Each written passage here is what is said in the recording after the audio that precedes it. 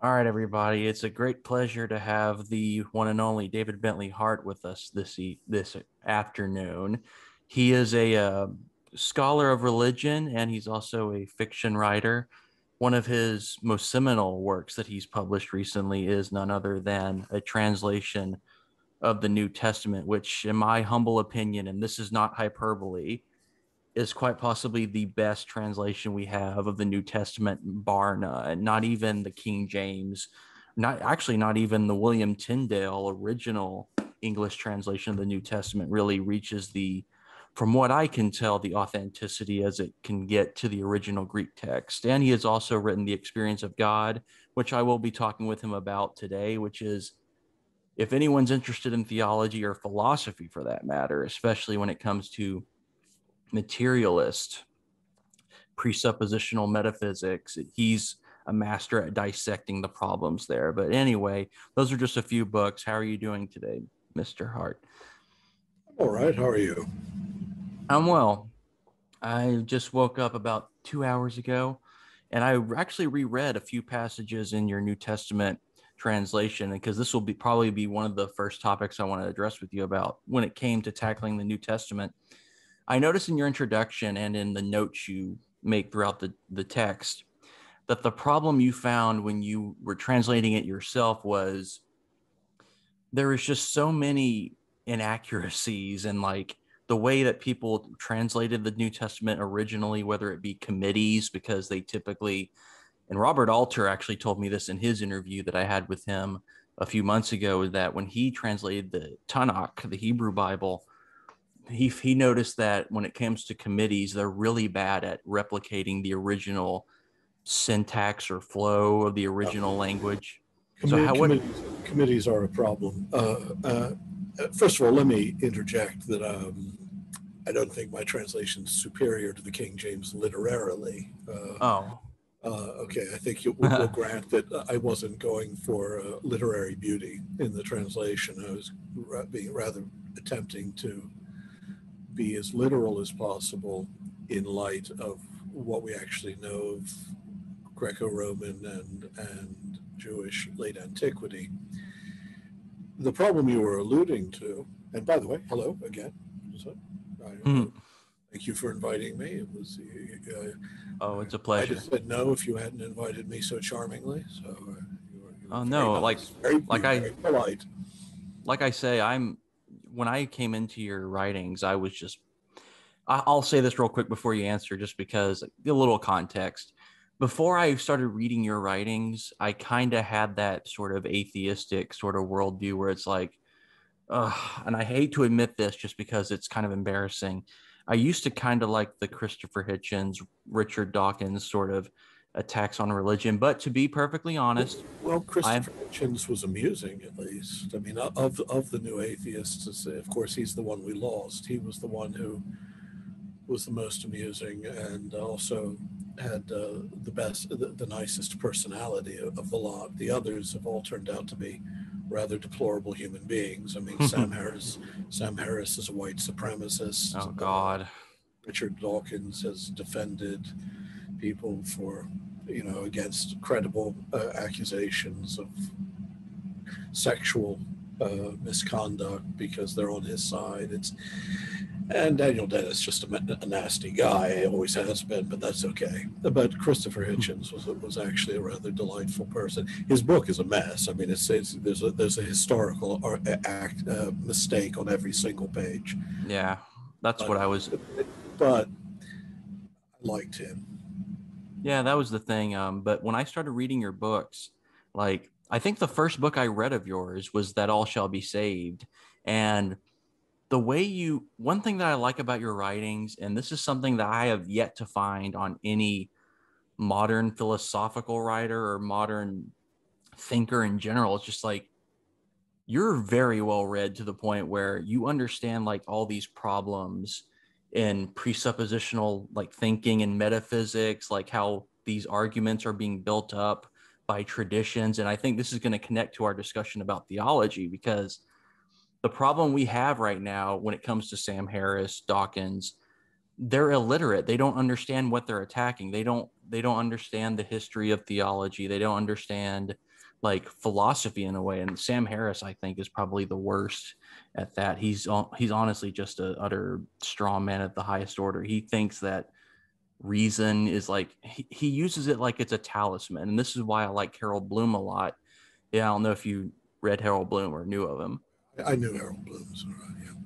In Yeah. fact, in fact, the last time actually, we became friends over email, believe it or not, largely because of that New Testament translation, which he was very fond of. But I had an email exchange with him on the very day he died, or the day before he died, and he said he wasn't feeling well.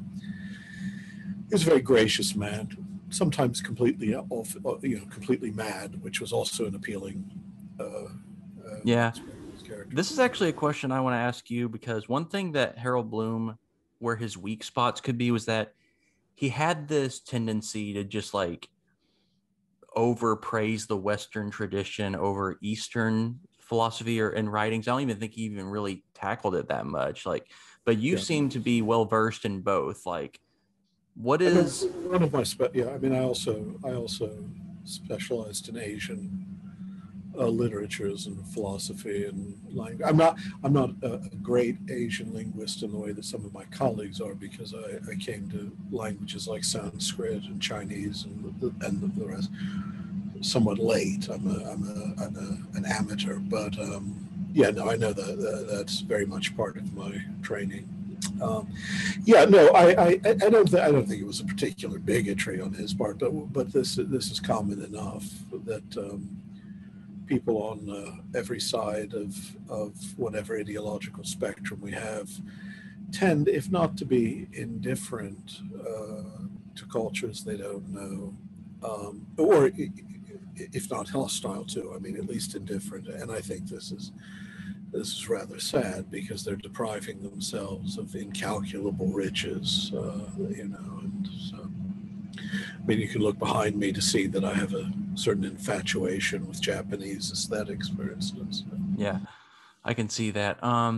But what I find weird, and this goes back to your translation of the New Testament. Yeah, we should get back to that first question. Yeah, we should. So let me elaborate a little bit more to make it a little more specific. So when you were translating it, you notice that in contrast to the modernized translations we have of the New Testament, which can be like all committee based, and it's usually, and you can tell me if I'm right about this, because this is something I've noticed not just in translation, but also in writing in general, like screenwriting or just any sort of editing. If there's multiple voices trying to work on a source, the outcome is going to be very sporadic and just disparate. But if you have one person trying to, as healthily as possible, try to faithfully translate something, it's going to be a little bit more consistent, because you don't have these multiple different voices trying to tackle these different stuff. It's not just the multiplicity of voices, which is a problem. I also know, have some acquaintance with Robert Alter as well. We've talked about, in fact, we were on a podcast together about translation. Cool. Not long before the COVID-19 epidemic set in. I don't remember exactly when, but one of the problems with committees is that the result often tends to be what the lowest common denominator can tolerate. And everyone comes to the committee with a set of doctrinal or scholarly prejudices or methodological prejudices. And ultimately, the purpose, whatever purpose you had in undertaking the translation, will be reliably defeated. In some cases, though, modern translations err not just through sort of the mediocrity that consensus produces, but because they're ideologically skewed. I mean, the most popular translation in the English language among Protestants over the past several decades has been the New International Version, for instance. Yet there could scarcely be a more inaccurate translation, relentlessly inaccurate, because it was produced by evangelicals who went out of their way to expunge from the text any hint of doctrines that were contrary to their beliefs. And unfortunately, that's quite a lot, because the New Testament does not confirm evangelical theology with any regularity. No, I don't think any. I mean, I say this even though, of course, the greatest translation, just for sheer beauty, is, as you mentioned, the authorized or King James recension of the Tyndale. Tyndale's as wonderful as the work of one man, but if there hadn't been that one man behind the King James who more or less created the template, I'm not sure that the King James would have been quite the triumph it is. But as it is, it's obviously one of the pillars of the English language, but of English literature. But this is the thing to understand. The Bible was not translated into modern vulgar tongues until with any regular, until the 16th century, right? There was the translation from Greek into Latin, the Vulgate, Jerome had done. There were Syriac translations, that most famously the Peshitta or Peshitta. But the work of translation into language that everyone can read started at a period that was a millennium and a half into the doctrinal development of Christian thought, which means that the translations obeyed the doctrine rather than the doctrine emerging naturally from what was on the page. And the result is that what most people think the Bible says quite often is simply not there in the original. You have to treat these translations like palimpsests that need the surface removed with pumice stone, if possible, to get back to the original. And my translation was, I can honestly say, whatever reaction others might have to it, I was scrupulous in not importing into the text doctrinal decisions from later centuries, and largely because I'm indifferent to doctrinal decisions from later centuries when I'm studying the early church. But even then, since the translation, sometimes I fell into patterns of translation. I'm doing a second edition, actually. Oh, really? That's cool. I'd like to read that. Well, yeah, I hope you would. Second. No, I would. It is the case that many people, most people, imagine the Bible says all sorts of things that it doesn't say, and what it does say would as often as not be rather shocking to people who've been raised in fairly conventional understandings of their tradition. I agree with that, because what I've noticed, and I'm also reading scholarly work from New Testament scholars like Paula Fredrickson, John Mayer, not Meyer, the guy who's doing the Marginal Jew series. I have noticed I got an endorsement from him on my translation. Yep, he does. And one thing, and you're right, because even actually, here's another part we can get specific in your translation here. When you use the translation from First John, the one of the most mistranslated parts is the whole "in the beginning was the Word." You mentioned in your John chapter 1, the Yes, gospel. that's what I mean. First John is an epistle, but yeah, okay. Yeah, I'm sorry about that, but but anyway, you mentioned in your postscript that the reason there's why it's mistranslated all the time is because it kind of you mentioned it's since the Nicene Creed sort of stuff. Whenever the church, it's referring to the Trinity in a way, or it's kind of giving in that sort of thing. And what that says to me is that when people are translating this verse, it seems to be more a post hoc, you like looking for something to kind of put it back into the text. Like it's no longer exegesis, it's eisegesis. It's finding what you want to see in the text, and that's the big problem I see with. I understand a good deal of this was done quite unconsciously in the past. When a 16th century translator thought that he saw a clear reference, say, to the Holy Spirit where there isn't one, say, or thought that First John was the first chapter of John. See, now I'm following you early. Sorry. Early asserts Nicene doctrine. It wasn't dishonesty. I mean, they just modern historical critical work wasn't being done on the Bible. It's kind of inexcusable now because we know, and I have seen. I mean, I think I just recently, I think earlier this year, Sarah Rudin's translation of the Gospels came out. And I noticed that she made a lot of the same choices I made. Where we differ, actually, I think she makes one mistake that, about Hades, but one or two others. But the thing is, I noticed that she felt perfectly free to let the Greek speak through her, and more and more, I'm hoping the translators will approach the text understanding that you don't do anyone any favors by lying, which is what is now the case when you get translations like the New International Version, where the translators just chose to decide what the text should have said and then to make people believe that's what they said through forcing a transparently false translation onto it. And they can claim otherwise, but I mean, I don't think any good classicist or any good New Testament scholar or anyone who understands late antiquity can be deceived about the degree of sheer mendacity that went into that translation and many others. And it's sad because the original is far more fascinating. It's troubling because it doesn't match our picture of the early Christian world in every particular. It's it's at times it's reflecting a cosmology and a world of beliefs and of spiritual experience that a lot of which we would tend to think of now as Gnostic or extra or outside the Orthodox mainstream. But in fact, there are many things that get rejected, that get treated as heterodox, that are in fact right there in the original text when it's translated honestly.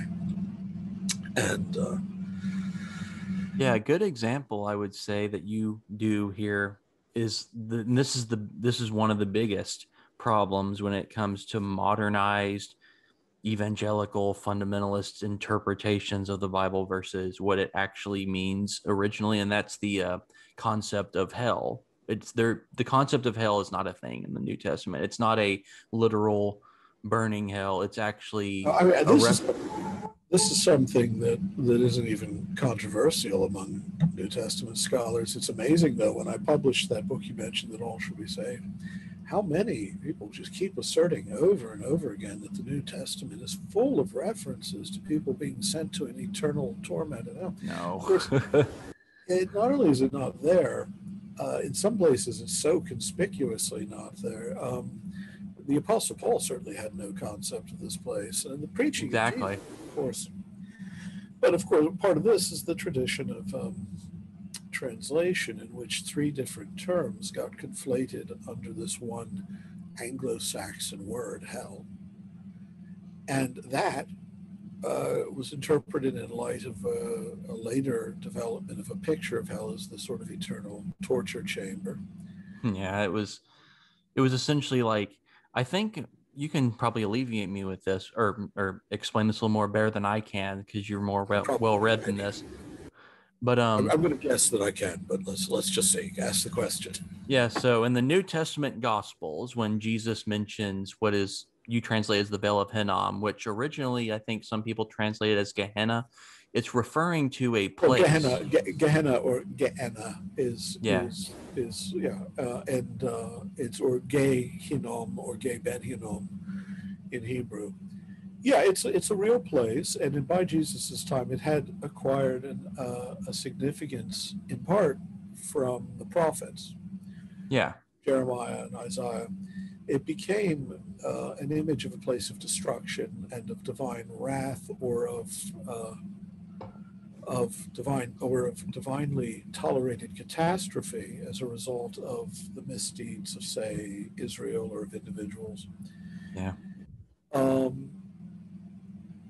Christ quotes directly from Isaiah. He speaks of it as a place where the worm dieth not, the fire is not. I don't translate it that way. But what that meant was a place where carrion was always being devoured and fires were consuming the corpses of the dead.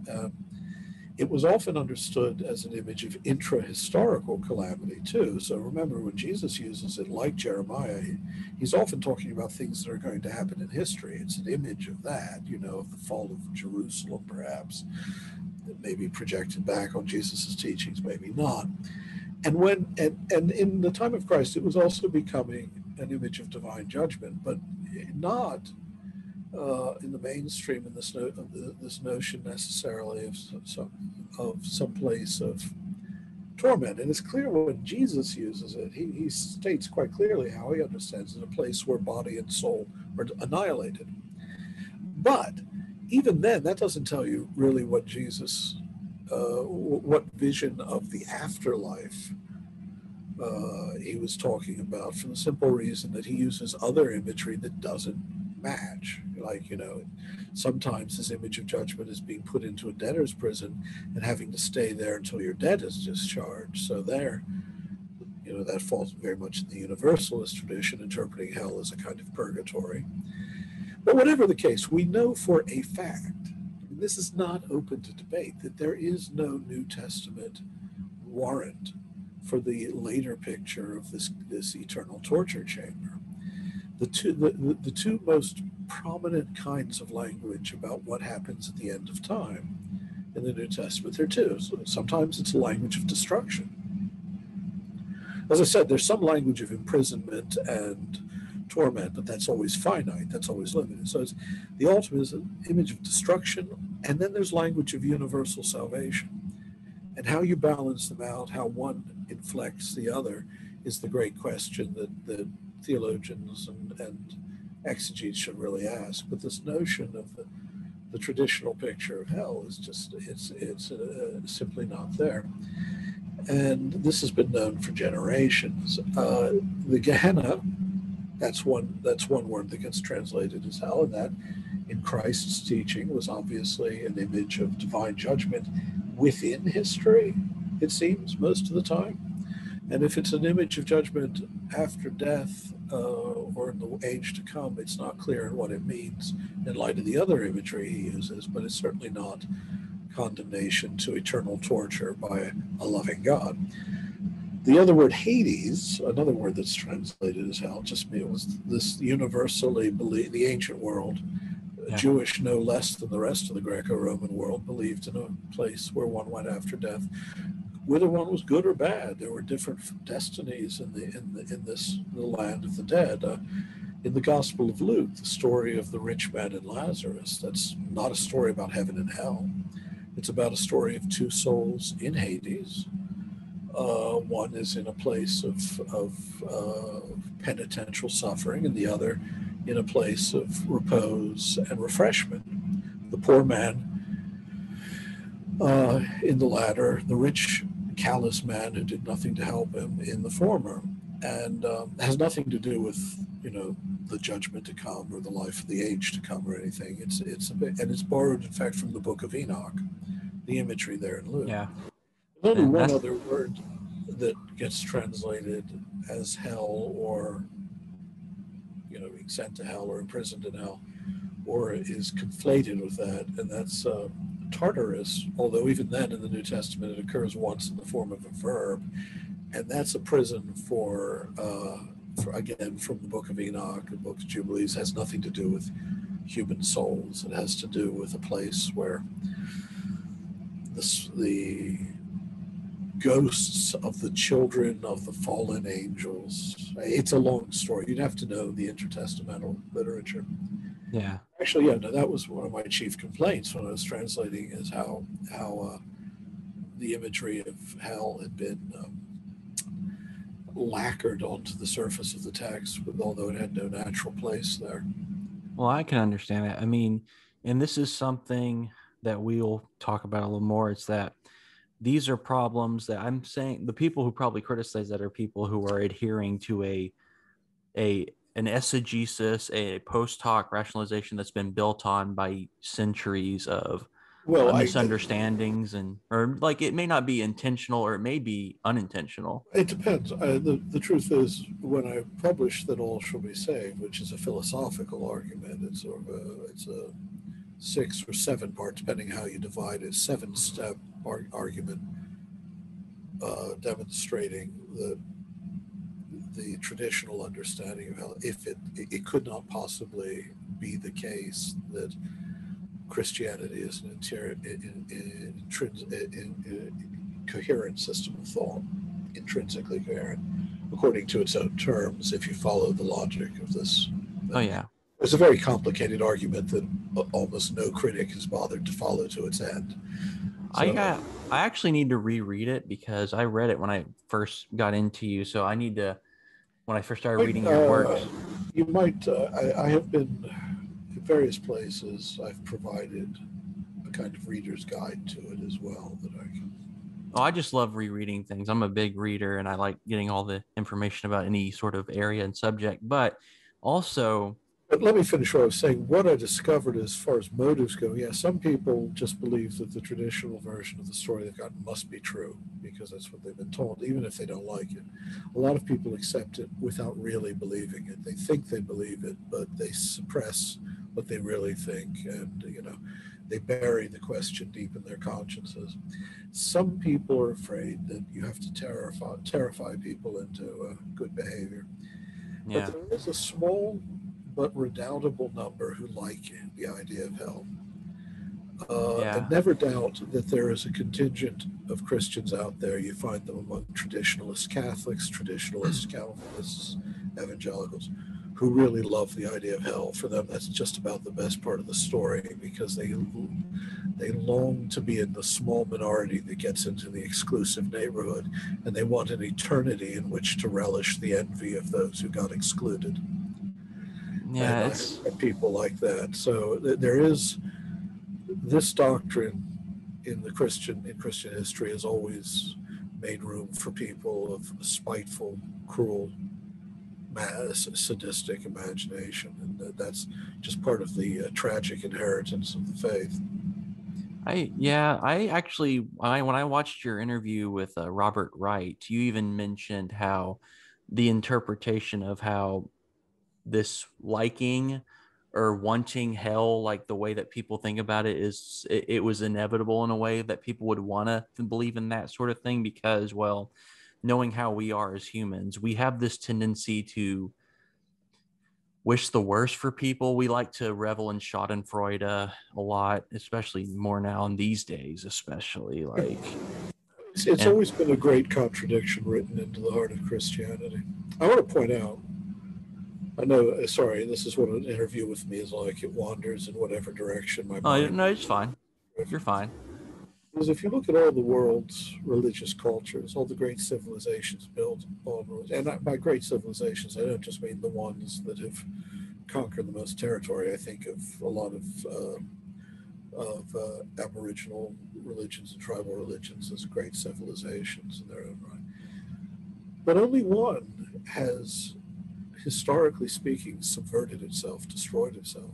Christianity gave rise to laicism, to secularism, to radical atheism, in a way that no other religious tradition has ever done. And why is that? And I think there are two fundamental contradictions in Christian history. One was the contradiction between trying to unite the gospel, which, if you read the New Testament, my translation puts a great deal of emphasis on this, is a radical, politically radical thing. I mean, even there's something else we could talk about in translations. Just get the translations of the Sermon on the Mount that managed to remove just how politically radical Christ was. Then look at what the Greek says. It can be shocking. Trying to unite that to imperial power and to human absolute state. So the age of the nation state, the age of the empire. That contradiction could not be sustained. The very presence of Christian language within the fabric of Christendom would always be corrosive of that accommodation. It would always expose the hypocrisy. And so it was inevitable that over the centuries, the throne and altar accommodation would collapse. But also there was a contradiction written into the heart of Christian dogmatic consciousness, that is, between the picture of a God of infinite love who seeks out even the one sheep who strays, right? who doesn't God who doesn't just remain content with the 99 sheep, but goes after the one that is lost. And this picture of a God who visits eternal torment on those who are unfortunate enough not to get the story right, or who, through whatever circumstances, didn't make their way to the baptismal font. I mean, to the point where at the end you have a story that, if you actually strip away the layers of rhetoric, you're being told that God became a human being in order to save us from God. Yeah.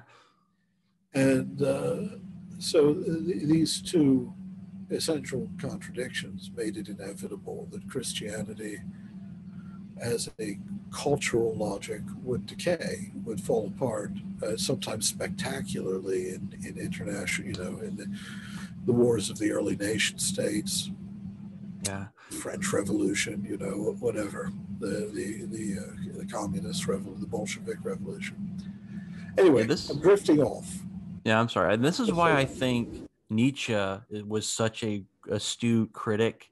And although he could be a little faulty in certain areas, but Nietzsche, when he criticized the logic of Christianity, at least when it had its contradictions, because in his works like on the genealogy of morals or Beyond Good and Evil, especially on the genealogy of morals, when he sets up how he views how the ideas of good and bad, good and evil were essentially established based on the Roman Empire, on how like the people who were in lowly positions, they would define themselves as good because why? The people in the power who had the power, who were rich and who took advantage of them, they're like, no, that's bad because we're actually being good in our servitude, or not in our servitude. Understood. Nietzsche is the only critic of Christianity, not of religion, not of theism, of Christianity, whose criticisms have to be taken seriously by Christians. That is, he exposes, and he very credibly, if not, I think, accurately, credibly reconstructs the history of Christianity according to a completely different set of valuations. The genealogy of morals, especially the first two of the three essays, are brilliant at pricking the Christian conscience. On the other hand, the obverse is true, that actually you can say that you can explain how spitefulness of a certain sort is implicit there at the beginning. What Nietzsche doesn't recognize is the sheer power of a revolutionary imperative. That Christ isn't preaching spite. Christ is preaching revolution. Now, not revolution by arms necessarily, but nonetheless, for him, the poor, the abject, the persecuted are not good simply because he doesn't. It's not a moral valuation. They are the ones who are the victims of violence, power that exercises itself for its own sake, wealth that enlarges itself only for its own sake, and the radical message of Christ again. And again, as I say, I those of you who can read Greek, go back to the Sermon on the Mount and read it in Greek, is not a cringing, cowering, spiteful, resentful creed. In his case, and in the case, I think, of a lot of the early church, it's a fairly bracing revolutionary denunciation of all the orders of power, political and religious, by which human beings have aggrandized themselves over the centuries. It is true. And I wonder what's your opinion, speaking on philosophers real quick, what's your take on Soaring Kierkegaard? Because when he was, one thing I love about Kierkegaard as a thinker is that in his Fear and Trembling, his whole structure of how we kind of hold on, I got lost track for a second. The way we can define a person who doesn't work within a morality or ethic view that we think is part of something, like he used the Abraham and Isaac story. It's like, how could Abraham in any way, the teleological suspension of the ethical. Yeah, and the way he does that is he constructs a knight of faith who is someone whose morals, whose purpose is to essentially say, I'm going to believe in this thing and act through it, even if it goes against the absurdity of existence. Because if the absurdity of existence, there is no objective morals. If that's the case, then my act of a faith is what goes against that, and that makes it heroic in a sense. So something like that. I'm not a great admirer of Kierkegaard. I have to Uh, be honest. Not Kierkegaard. really, because I kind of Yes, view that. sorry, it's actually pronounced Kierkegaard. It Ah, means churchyard. No, I'm not particularly enamored of that Lutheran tradition of faith at all costs. I think that in point of fact, maybe I'm an excessive rationalist, but if you look at the very books you mentioned, Experience of God and the All Shall Be Saved, I have very small tolerance for paradox.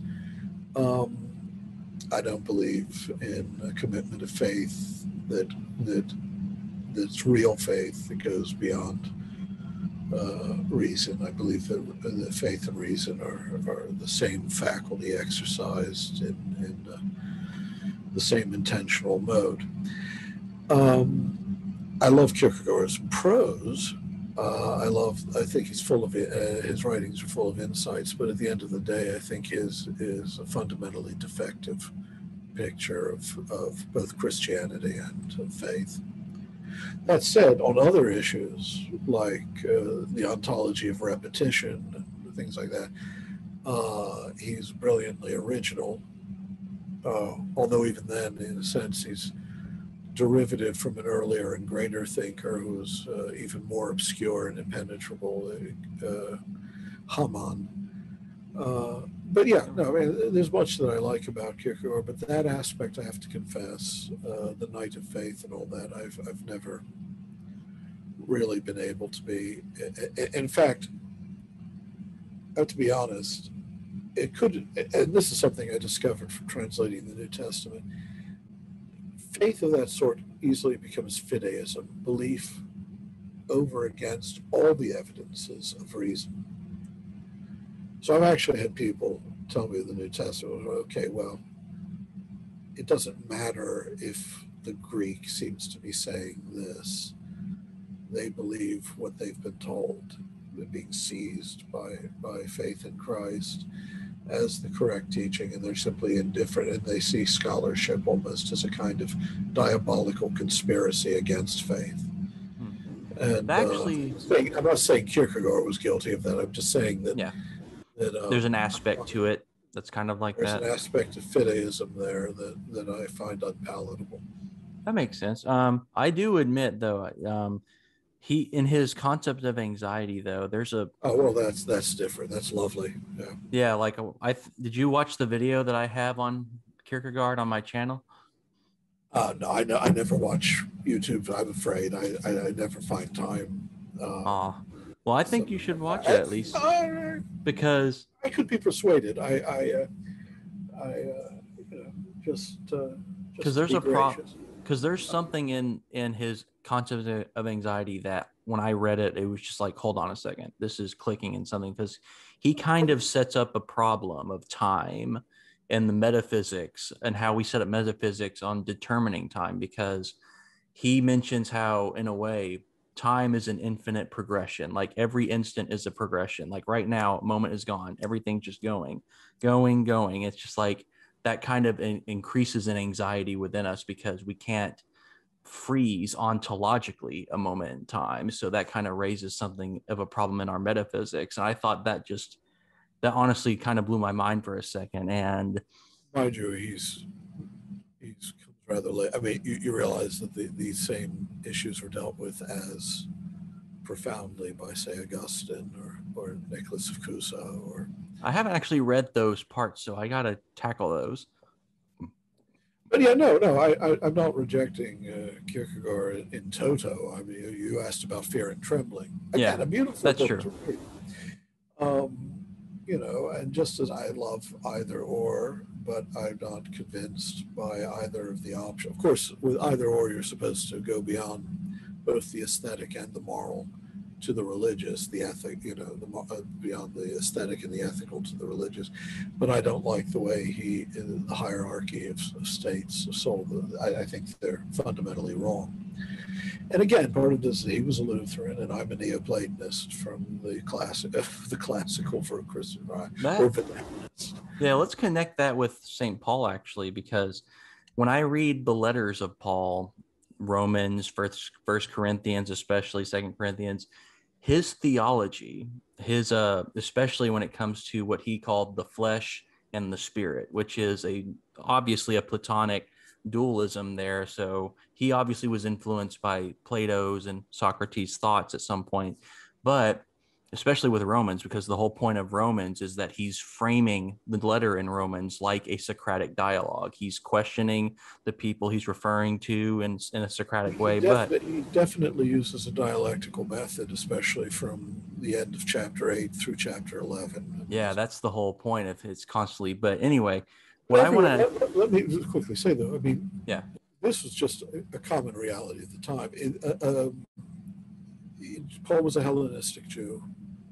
There were no, Hellenism and Judaism had been intermingled for 3 centuries at the time of Christ. These were not, part of the mythology of the first century that you get in Protestant sources is that Judaism was a sort of something more like later rabbinical Judaism that was somehow also an extension of the late prophets, but without the intertestamental period, without the Second Temple period, without the apocalyptic period, and that this was real, and that it was sort of basically Protestantism without Jesus. And then there was Hellenism, which was an alien cultural reality. Well, this is nonsense. I mean, everyone, Judaism in the first century was one of the cultus, one of the cults within the Greco-Roman religious world that shared metaphysical and religious and cosmological principles with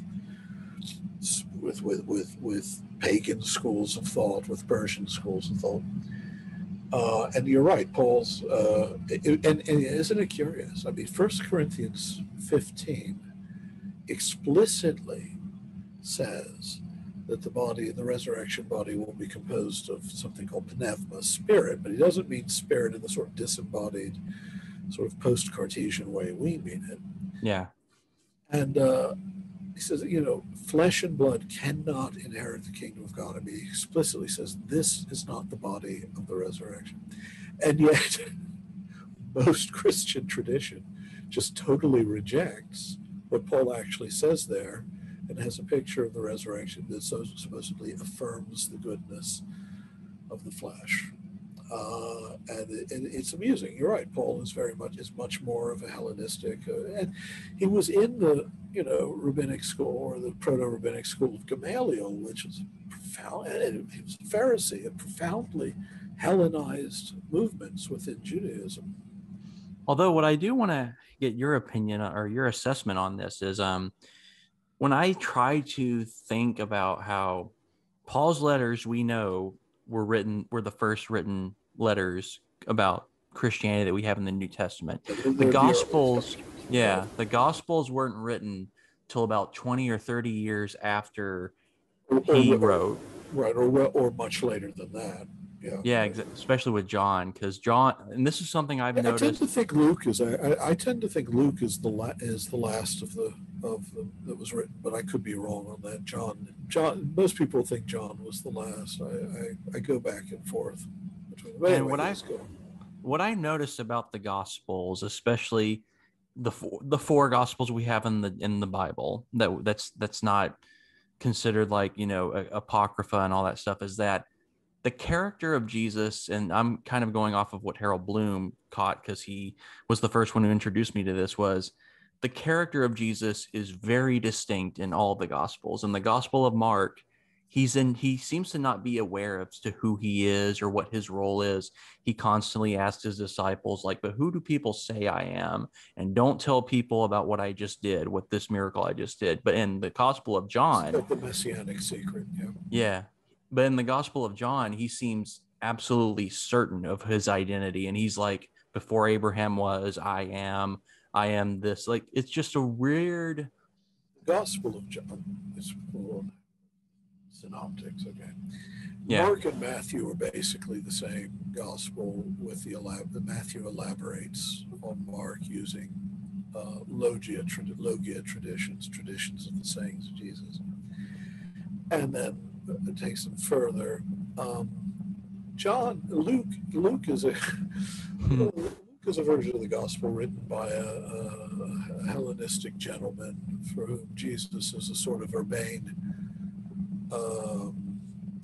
philosophical sage as much as he is the Jesus of Mark and Matthew. But when you get to John, you've got to realize that John is a straightforward theological allegory half the time. It's not pretending to give you historic. In some respects, it's the most historically specific of the Gospels. It gets the most right, say, about the cycle of high priesthood in the Temple of Jerusalem and things like that. So it was written by someone who knew the particulars, and both the history and the practices of Judaism in Judea. But as a statement about Christ, it's obviously a series of theological statements written as discourses. But it's the most brilliantly constructed religious text of late antiquity in some ways. It's written in a very simple Greek, actually. I don't know, have you studied Greek? I haven't, but I would like to, because I would love to. I would actually love to learn Hebrew as well, so I could read the originals. But the thing about the Greek of John's Gospel is it's actually very simple Greek. It's almost childlike, actually. It's the easiest of the Gospels to translate directly from the page. But the complexity of the design of the book is fascinating, especially in the arc of development, of symbolic developments. For instance, there are 7 miracles in the Gospel, and very good arguments have been made down the centuries how they map onto the 7 days of creation. There are all sorts of symbolic touches that are extremely subtle and yet extremely significant, like the empty tomb is depicted as having an angel at each end of the catafalque on which the body of Christ was laid, and this is obviously meant to be a symbolic reference to the Ark of the Covenant. Or we mentioned John chapter 1, where the Son, the Logos, is identified as divine, but unlike the mistranslations we're accustomed to, does not state that he is God in the fullest sense yet. But in chapter 20, after we've gone through the full arc of development of exposition of, he who has seen me has seen the Father, he goes the sequence of miracles, the death and resurrection, the risen Christ is now addressed as Otheos, which means God, in the full sense, Otheosmo by Thomas, and Okiriosmo Adonai, which was a circumlocution for God Most High in Hebrew, not in Hebrew, but in the Greek translation, in the Septuagint. Now, all that means is that you don't look at John as telling you anything about the character of the historical Jesus, at least not without cum grano salis, a grain of salt. The question is, do the other Gospels, the Synoptic Gospels, give us a picture or not? Or are they also posterior reconstructions? To the degree that they record the sayings of Jesus and agree on those sayings, there I think you can say, the character of Christ is distinct. And one of the things that's quite clear is that he's a political figure. He's a political figure in his preaching, in the tradition specifically of Jeremiah, but also Isaiah. Yeah. That he really was fiercely and implacably concerned with the poor, with the enslaved, those who were in danger of enslavement through debt, through those who were being destroyed by the debt crisis in Galilee and Judea. And he was absolutely intent upon the purity of the heart and its worship of God as being higher than any other considerations. There's very much in the tradition, again, of Isaiah, and of others, of the prophets. I think this would be a really good transition in a way about Yeah. how we can talk about, because like you said, it's quite obvious when you read the Gospels and when Jesus is speaking, he is greatly influenced by the prophets of the Hebrew Bible, because the prophets, especially Isaiah and the other ones, is that what they do in the Hebrew Bible, what they do is essentially saying, hey, Israel, our God said that if you stray away from his teachings of how we're supposed to live, then calamity is going to ensue. Other nations will take over. You're going to not be good to one another. And the way that we fix ourselves is that we have to go back to God, because that's kind of the point of like Deuteronomy and what the Torah is essentially setting up. It's that, hey, the way that you, the Israelites, are distinct between other people is that you follow our commandments, but if you don't, calamity ensues. And that's kind of the story of like the Samuel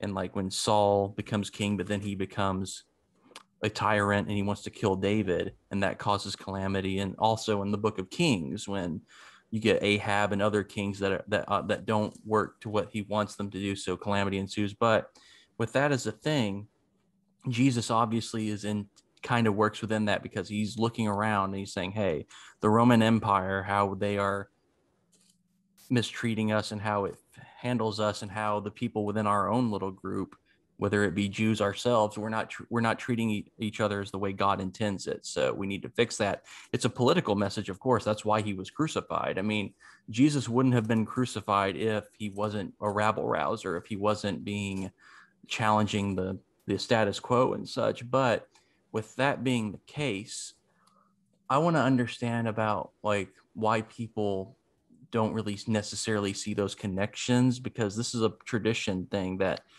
and it's something that fundamentalists here in America, they don't really catch. And I think it's because they're so ingrained with this post hoc exegesis. They're looking into things that they want to I see mean, because of, American fundamentalists don't even, I mean, I think in a sense, they don't even rise to that level, to be honest. You want to, yeah, there's a tradition of imposing later doctrine on the text that all traditions are guilty of. When you get to American evangelicalism, it's not, you're not even really in a world of Christianity anymore. It's a completely new religion that was the heart of American evangelicalism, at least white evangelicalism in the mainstream, is America. It's the worship of America and American values, and that means property, wealth, civic respectability, personal rights. It has nothing to do with the teachings of Christ or with the greater tradition. So it's not even, I mean, you know what, eisegesis, they pluck a verse here, a verse there in a bad translation, misunderstood, you know, but it's, I don't actually, I mean, you know, it's my conviction that Christianity never really reached America. that's, I can understand what you mean, but I think it's a problem that the reason is because we're getting to a point, and this is something that I've been saying a lot on my channel and just in general, is that our generation, the upcoming generations and the past generation, I would say, we're becoming way more illiterate. We're not reading as much. And if people do read the Bible, they read it not in context. They don't read full parts. They just read things out of context because it's like, oh, I'll read a psalm because it's supposed to lift your spirits, or I'm going to go to this one quote because it might defend or like prove that I want to prove a point. I don't think people even read the Bible necessarily. They don't read it critically, or not even from Well, they beginning also to don't end. read it as a text. That is, you know, taking certain verses entirely out of any context and never reading anything as a straight, as a continuous discourse. Of course, this is an old problem with sacred texts in general. I mean, much of Western tradition, for instance, absorbed Augustine, the late Augustine's readings of Romans chapter 9 through 11, for instance, which, if you actually read it as a continuous text, looks like an argument very much, very close to an argument for universal salvation. But early on in the argument, Paul raises the counterfactual possibility that in fact God creates vessels of wrath, created specifically to be the objects of his wrath so that his glory could. Now, Paul goes on to reject this explicitly, and yet Augustine and to a degree the whole Western tradition after him, with notable exceptions like the Wesleys, read this as what Paul was saying, even though it's explicitly what he is denying. So this has always been a problem. I mean, there's always a problem of failing to take the, but I think we've reached a point of consummate absurdity in America where, I mean, geez, these evangelicals turning out to defend Donald Trump, flying flag, the cross and the American flag, and flags with semi-automatic rifles on them, as though Jesus, America, gun rights are all part, as if Donald Trump were anything other than the loathsome piece of human sewage that he is. Yeah, it's certainly and not. I think this can actually, because we haven't. Where else could this happen? Where else could this happen except in America, where we've invented this ridiculous religion that we call Christianity? It's dominant among evangelicals, white evangelicals, but that has actually crept into Catholic circles, into all sorts, even into Orthodox circles, because a lot of Eastern Orthodox converts in America come from the evangelical world, and they bring their ignorance and their bigotry with them. It's like it's kind of like, this is what Harold Bloom dissected in his book The American Religion, which he kind of argues. Harold said that he would have written that very differently years later. They learned more, but yes, I still think it's a fair take on the American religion. It really is, but also we have yet to get into the experience of God, because there's a part in this that I wanted to ask you. As you can see, yeah, we're running out of time, so all right, go ahead.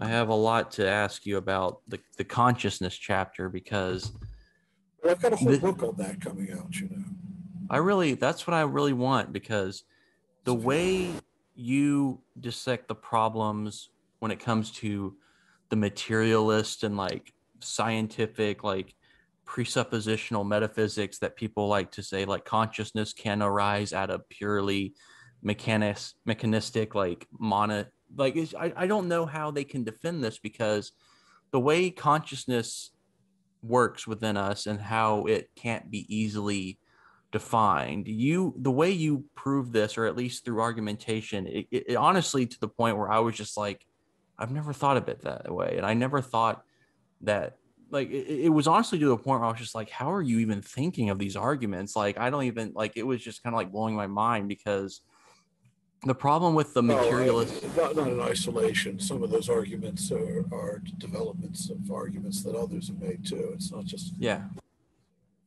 you've mentioned some other philosophers like Colin McGinn. I haven't read him, but I should.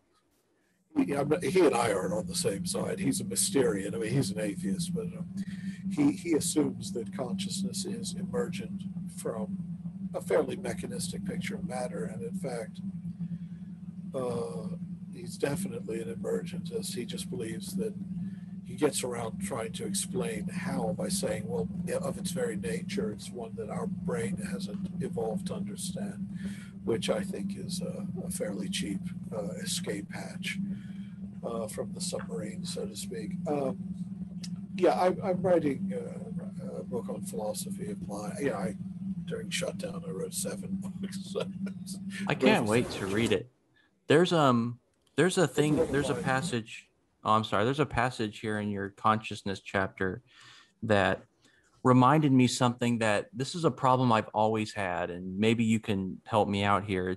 It's more of a critique on the free will, maybe libertarian free will argument, because you can tell me if I'm getting this correctly, because when I think of when people talk about free will, the way they use it, it's like they're talking about you can choose to do anything regardless of your emotions, pressures of any kind. Because you say right here, whatever that impulse is, then it constitutes at most a physiological potential for action, not a decision to act. And when you wrote that, the first thing that came to my mind was Sophie's Choice by William Styron, because the great example, and this is where I like to think of how like the free choice, like free will thing is kind of an illusion, is that when Sophie gets to she's now at the concentration camp and she has her son and her daughter.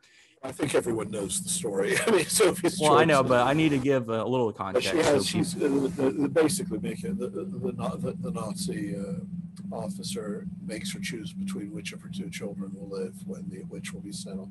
They both end up dying ultimately, but yeah, and of course she can never, and she chooses the son. But she doesn't choose it necessarily because she's so overwhelmed by.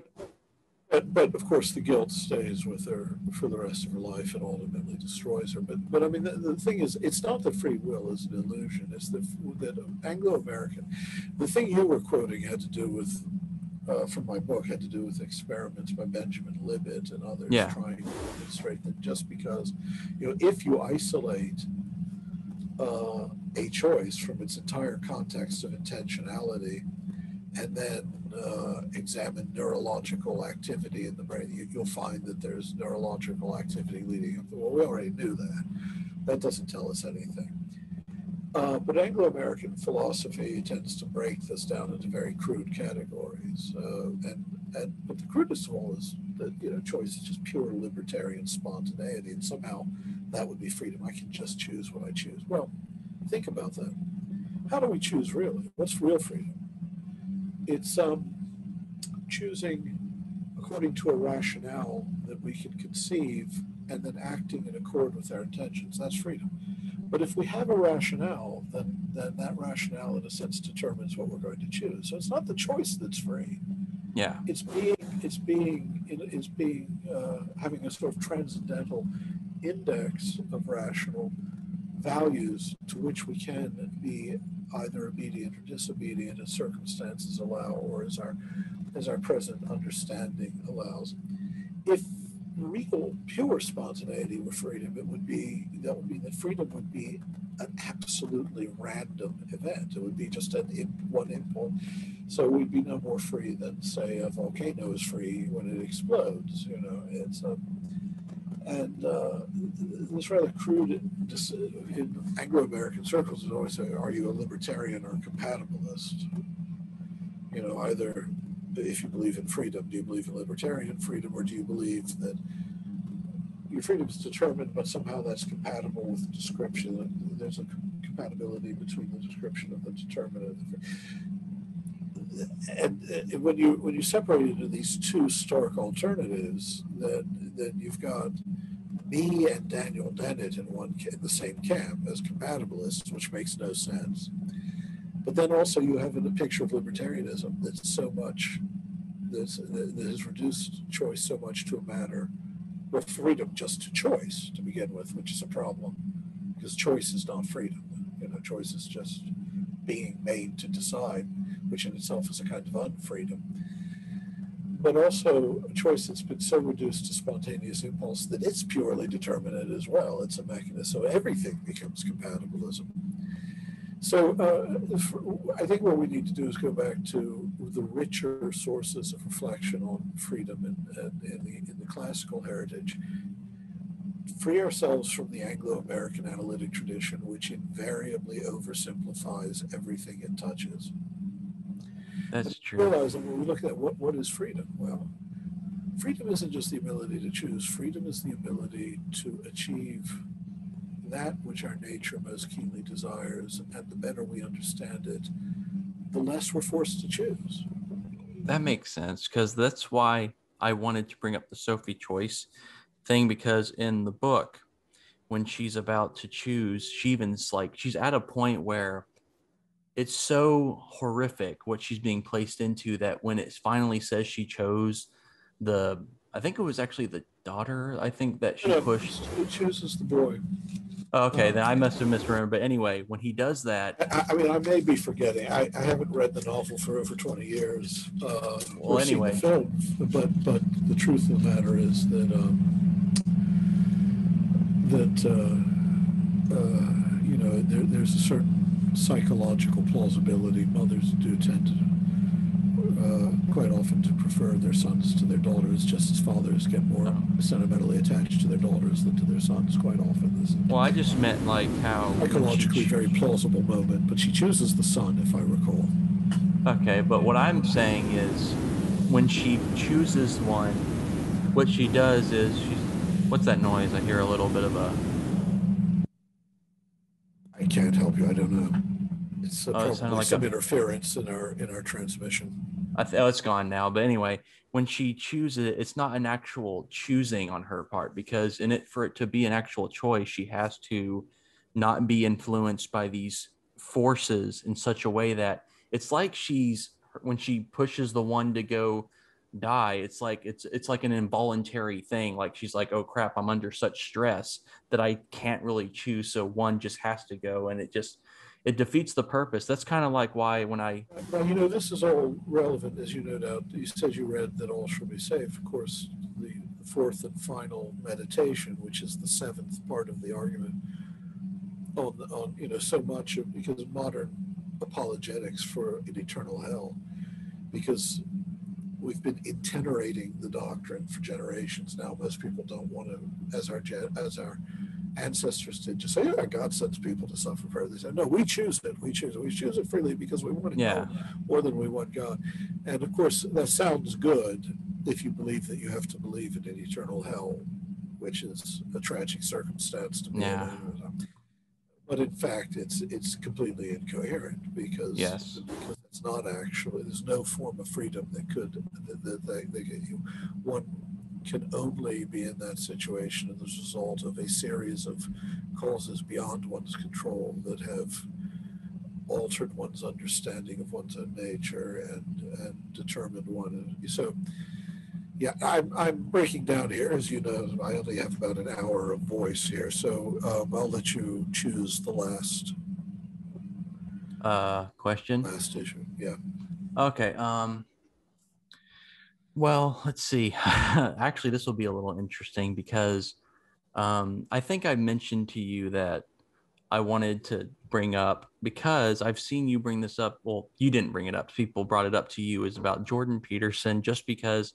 And before you say what about you, what you think about him, I just want to explain, like, the reason I'm curious about this is because I'm actually going to be doing an in-depth study on him, like, because I want to prove, or not necessarily. You won't be, because there's no depth there to study, but you'll be doing, let's say, an exhaustive study.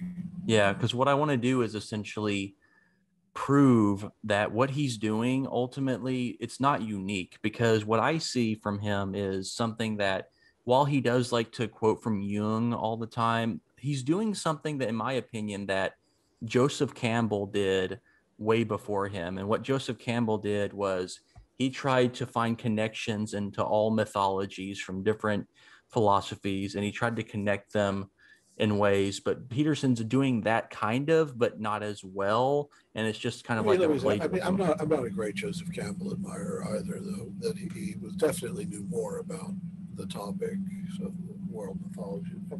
You're talking about, well, map of meaning. I tried to read that. It was it's the sort of book. Yeah, it's lightweight stuff, I'll admit, but I'm not trying to be mean about that. I don't understand the Jordan Peterson phenomenon, because whatever it is he's selling doesn't appeal to me. It appeals to someone. The problem is with me is that what I've seen of him is he's not deeply learned. He's not a studious person. I saw him. I remember reading it. I think it was the first of the 12 rules. He was going to capitalize the word being. Oh God. He was following Heidegger. Yeah. Capitalized it to make it. Now, what's funny about this, of course, is, as I hope you know, Heidegger wrote in German, and the word sein is a substantive or a noun, and all substantives are capitalized in German. So yes, Heidegger capitalized being. He also capitalized shoelace, rice, floorboard. I mean, he capitalized everything. But he invokes Heidegger, and then it goes on. It's clear from what follows that he has absolutely no idea. He knows nothing about Heidegger. And whenever he talks about a philosopher, every time I've tried to take him seriously, it's clear that this is a guy who gets his understanding basically from the backs of books. So, he's in a psychology department. This is not uncommon for a certain kind of psychology department. But whatever it is you say, it's not based on deep erudition. So what's the appeal? And the appeal is it's like any other self-help regimen. Some people get something out of it. And the problem, if they get something out of it, I'm not going to tell them they shouldn't. What I will say is I find it bizarre, and again, very American, that you have so many people who think that they're Christians, who think Jordan Peterson is teaching something compatible with their beliefs. But his whole belief system is about being the dominant crustacean, the lobster who's on top. It's the antithesis, in point of fact, of a Christian message. Yeah.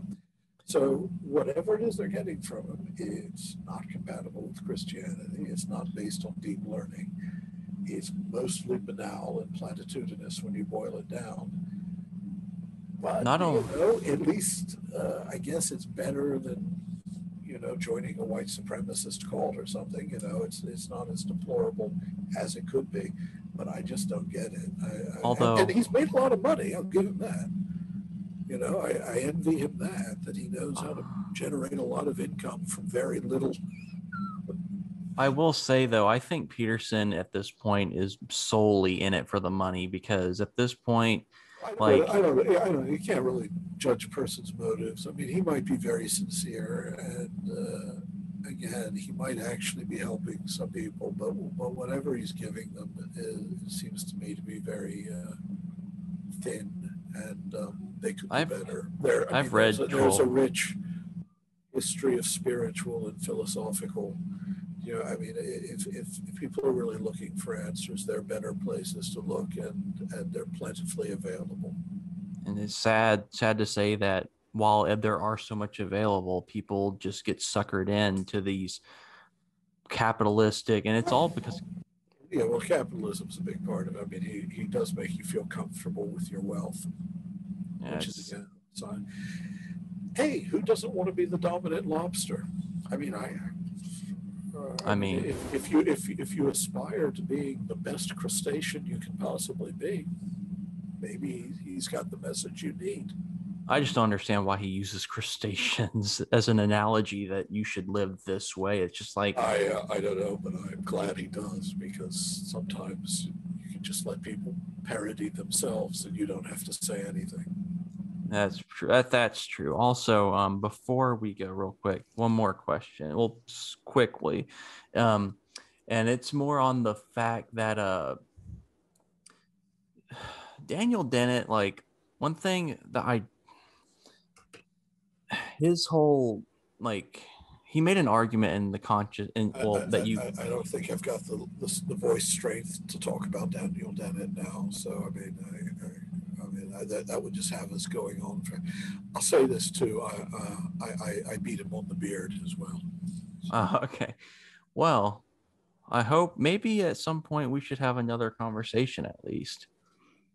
I don't think we should go. How's this?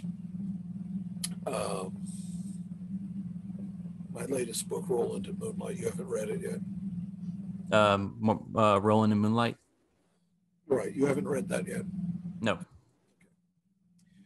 There's a good deal about consciousness in that book. It's that's a book where I sort of mingled all my different styles of writing. So it's part fiction, part memoir, a lot of poetry, a lot of comedy, but also a lot of unconsciousness. That, and then the next big book from Yale will be the book on the philosophy of mind. Once that's passed, if you want to talk about Dennett, let's give it a swing then. Sure, that's actually we should do, because that was the one area I kind of wanted to talk more about, but I guess we just kind of got stuck on religion. But well, if you can probably hear that. I'm good. So you can explain Yeah. Or I can explain that I have this pulmonary condition, so I Oh, can I can only do talk that. to them. Yeah. I can do that real quick. But I'm Listen, in a it's nice to meet you. As I said, your invitation was very polite. That's why I came along, and so it was very pleasant. It's nice to meet you. I'm glad to hear that, because you're one of the few thinkers currently around right now that I think the way you think and how you tackle these subjects is honestly beyond the pale in modern, and even in certain, like, There are different ways of taking that phrase, and there well, I are a mean, lot of people who would agree with you that I'm beyond the pale. Yeah, no, you're but in a good way, in a way that I think people should be reading you. Like, you uh, tackle the problems that we deal with when it comes to religion and understanding, like, the misconceptions of how tradition has been brought up, and also on consciousness and just philosophically, like, when you tackle these metaphysical problems in philosophy or any of this kind of stuff, it's honestly just impressive. Like, I can't think of another philosopher currently alive who's even able to dissect the problems that we have. I prefer my fiction to my philosophy, but that's just because it's more fun to want or to write. So if you want to praise me in a way that makes me go, praise the Crazy. fiction, and then I'll be, then I'll love you forever. Well, here we go then. Whenever then your next book comes out and I read it, and I read Rolling in Moonlight and I read your fiction, and if we can somehow do another interview, that will be that. Okay. Well, listen, take care. You too, I and know. feel better. It's a chronic condition. It was worse some years ago. You can read about it in Rolling in Moonlight as well. All right. It was a pleasure.